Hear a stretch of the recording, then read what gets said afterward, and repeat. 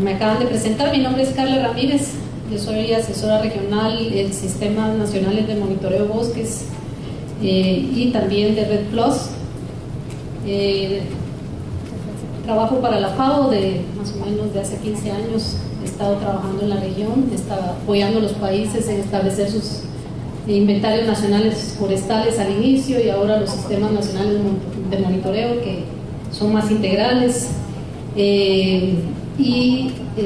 También estoy apoyando al mecanismo de restauración del paisaje forestal de la FAO.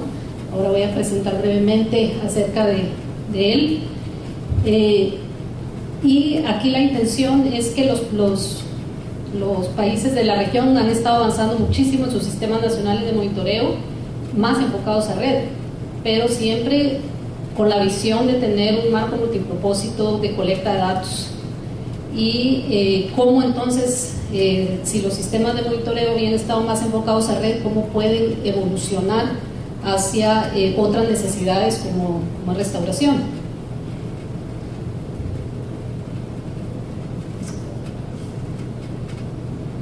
No pasa la...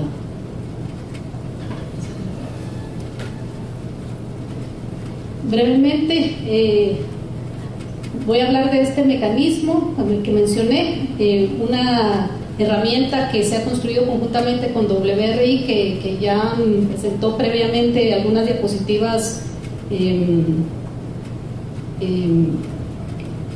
mi colega René, y los sistemas nacionales de monitoreo forestal y unos ejemplos.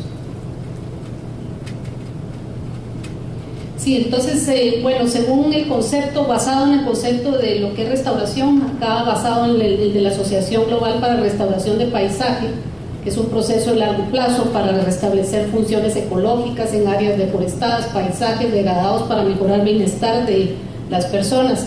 Entonces, ¿en qué vamos a enfocar la medición? ¿Qué implica esa medición? ¿Sí? Implica largo plazo, implica medición de paisajes a nivel de cuencas, jurisdicciones y a nivel de países. Implica también el monitoreo del estado de esas funciones ecológicas y productivas y el monitoreo del bienestar socioeconómico de las poblaciones, que son las que se ven afectadas por los temas de degradación. El mecanismo de monitoreo y restauración de paisaje forestal de la FAO tiene como objetivo contribuir a la ampliación del monitoreo y reporte de las actividades de restauración, ¿sí? Para el desafío de Bonn, los ODS, objetivos Aichi, y las contribuciones de mitigación del Acuerdo de París.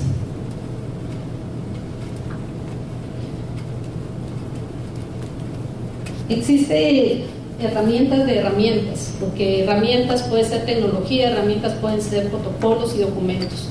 Esta guía para medir progresos de la restauración de paisajes, que fue construida FAO y WRI, trata de identificar el esfuerzo de monitoreo, responder a preguntas de por qué restaurar, cuáles son los conductores de la degradación, qué restaurar, y apoya también a seleccionar los indicadores. ¿Qué utilidad tiene el monitoreo de la restauración? Primero es comprender el éxito de la restauración. Segundo, apoyar a la misma implementación, crear mayor transparencia, mejorar la comunicación, demostrarlas a los inversionistas todos los progresos que se tienen para fomentar más inversiones, y el último también el reporte de los compromisos nacionales e internacionales. Esta es la rueda de metas que presentó René hace un momento, y esta rueda, para darles un poquito más de detalle, está organizada en su color violeta por temas relativos a impacto, en su color azul a conservación y el verde a producción, y abarca múltiples dimensiones: social, ambiental y económica. Y vean qué interesante lo que dice el recuadro amarillo. Es muy importante lo que ahora se está desarrollando, todas estas herramientas, porque en 2014 en Colombia 96% de los proyectos de restauración incluyen únicamente variables biofísicas. Entonces, como que hay que ampliarse. De hecho, yo voy a hablar más de las variables biofísicas, ¿verdad? Pero eso no significa que se promueva también con las herramientas la medición o la mejora de medición de las otras variables. Esa herramienta les da un menú de indicadores que pueden ser seleccionados, pueden ser modificados, debatidos, y estos son los indicadores a nivel nacional. Ahora bien, entonces ya cómo puede funcionar esto, ¿verdad? Entonces algunos ejemplos yo voy a hablar del nivel nacional más que del nivel jurisdiccional o cuenca, porque el objetivo es ver cómo los sistemas nacionales de monitoreo apoyan al monitoreo de restauración. Y tenemos que basarnos en estrategias nacionales, como los planes nacionales de restauración ecológica de paisajes. Este es el caso de Colombia, y en el cual se genera un mapa básico para identificar las áreas potenciales de restauración, basado básicamente en análisis sobre degradación. En este caso se identificaron áreas con cambios por minería, degradación de tierra, fragmentación, dinámica de cuerpos de agua, expansión agrícola, y la ganadería. ¿Y para qué? Para restaurar, rehabilitar y recuperar. Ellos tienen estos tres términos distintos. Primero, más enfocado a funciones ecológicas, rehabilitar paisajes que están más degradados desde el punto de vista productivo, y recuperar efectivamente todas las tierras degradadas. En el segundo caso, que es el de Guatemala, también existe un mapa base en el cual se identifican todas esas actividades que ven allí, que son potenciales para desarrollar y mejorar las condiciones de los paisajes. Los sistemas de monitoreo para los apoyos que damos como FAO se basan en las directrices voluntarias de monitoreo forestal nacional, y sobre estas directrices están disponibles, pueden ayudar a revisar los avances que llevan los países y en qué áreas se pueden mejorar.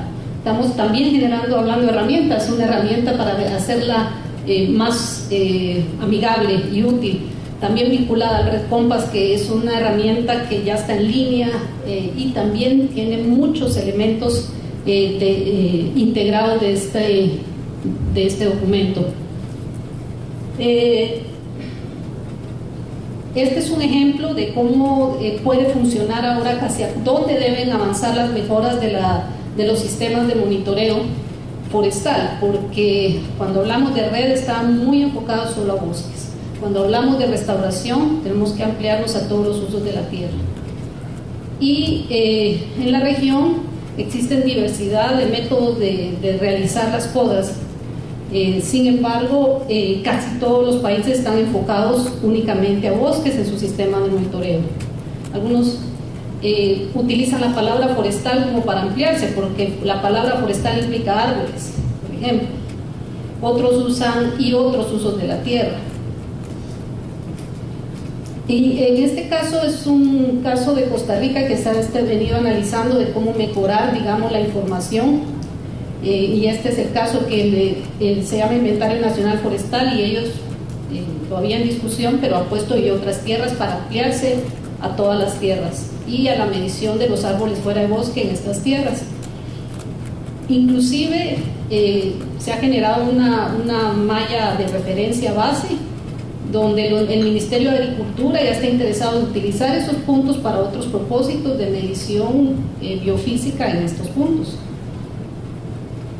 En este gráfico podemos ver en la parte inferior toda la información o cómo son los sistemas de colecta básicos o primarios, como dijo Abner, de información.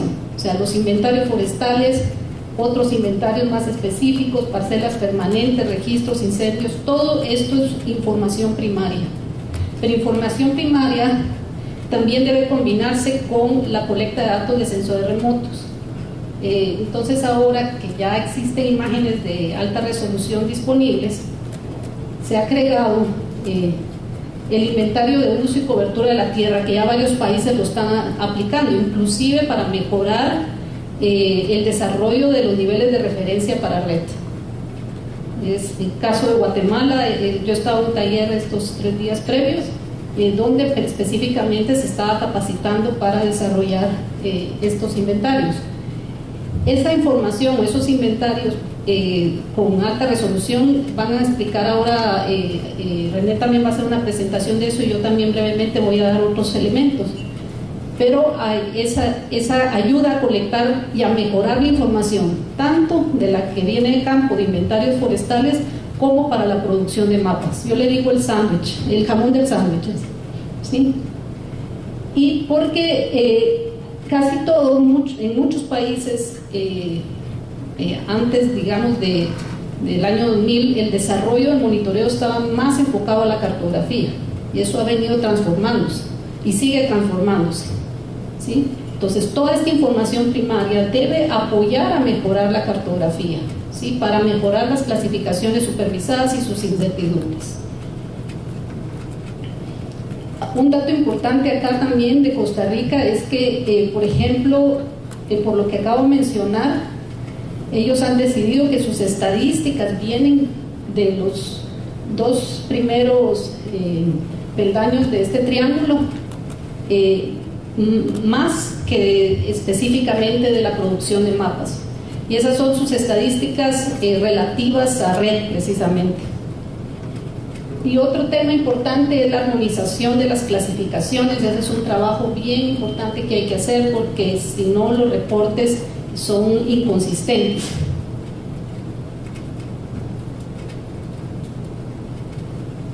Viendo, digamos, ejemplos de los inventarios forestales, ¿qué información pueden servir para generar los tipos de índices que mencionaba Abner? O sea, ¿qué se colecta? Y ya se está colectando, entonces ¿cómo lo usamos? Primero, considerar, muchos países ya tienen datos de bosques y algunos de árboles fuera de bosque. Árboles fuera de bosque tiene Guatemala, Honduras, Nicaragua, República Dominicana, Costa Rica. Y en esto hay que medir los árboles vivos, árboles muertos y todas las variables que aparecen allá, que son las variables que uno va al campo y las mide. Y eso hay que transformarlas en variables compuestas: índices de biodiversidad, crecimiento, mortalidad, volumen, biomasa, factores de emisión y absorción, para generar estos índices. O sea, desde allá hay que generar los diseños bien robustos para mediciones periódicas para poder generar muy buenos índices.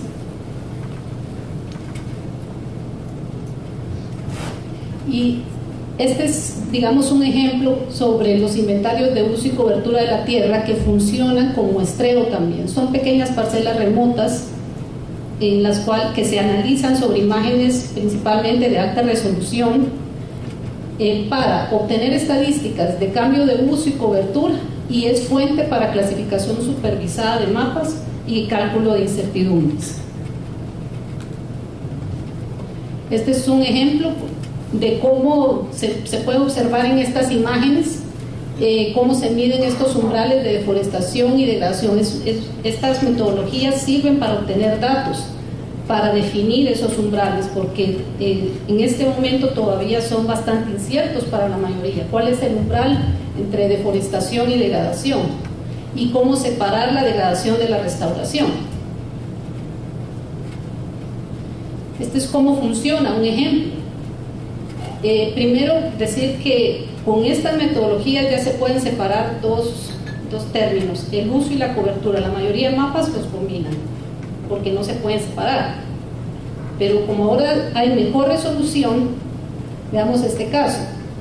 El uso se refiere a 44% de cultivos anuales, y a través de esos puntos que ustedes ven ahí, que en total son 49 puntos, entonces si multiplicamos por 2, más o menos se obtiene ese porcentaje, ¿sí? Entonces ahí más o menos 22 puntos son cultivos anuales. Y luego también se cuantifica otros usos, ¿verdad? En esta que ustedes pueden ver que también hay una parte de bosque secundario, en la cual 56% es bosque secundario. Ahora, ¿cómo se compone eso? ¿Cuál es la cobertura que tiene esos dos usos? 6% Hay 6% de árboles dentro de cultivos anuales, que es aquella fila de árboles. 38% es tierra descubierta dentro de cultivos anuales. Por la época, pues no hay cultivo en ese momento. Y en el bosque secundario, 56% son árboles. O sea que 100% de ese bosque secundario que estoy viendo tiene árboles. Eso en otras palabras, ¿no? Así es como funciona este tipo de métodos, y ayuda muchísimo al monitoreo de la restauración, porque se puede cuantificar cuánta cobertura se va ganando en usos de la tierra diferentes de bosque, o cuánta cobertura se va perdiendo en bosque si sea lo contrario, para medir degradación o restauración. Esta información sirve entonces para apoyar y producir mejores mapas, como yo les había planteado, ¿verdad? Entonces también se sigue promoviendo que se tienen que mejorar los análisis espaciales de toda la población de interés. Se habla de toda la